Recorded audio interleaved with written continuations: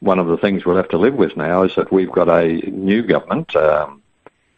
It does seem a minority government, although in a fairly strong position, but that's not really ready to govern. And I don't mean that in any negative way, but I think even the Labor Party didn't expect to win this election. And when oppositions are close and are expecting to win, they put a lot of work into transition to government sort of policies.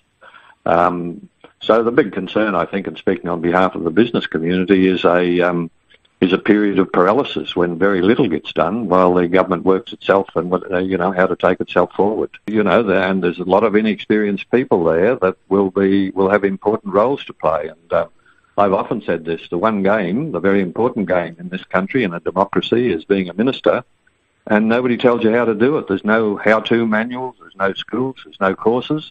You just sort of find yourself one day. I remember a long time ago now, best part of 30 years, but going into the Treasurer's office, the big mahogany desks and red leather armchairs, and just shaking my head and say, what the hell am I doing here? There's a lot of people who are going to be ministers now that, really haven't got a lot of relevant experience. The Queensland economy is at the crossroads. The resources boom is finished.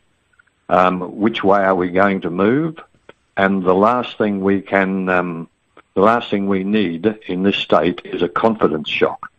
In other words, initial announcements by the government which are seen as being anti-development or anti-business along those lines. And, my advice to the incoming government is to quickly have a look at the landscape and say, gee, we need economic growth. Just if I stress that point, the two big challenges is the debt and delivering the social policies. And the only way you can address both of those is with a growing economy.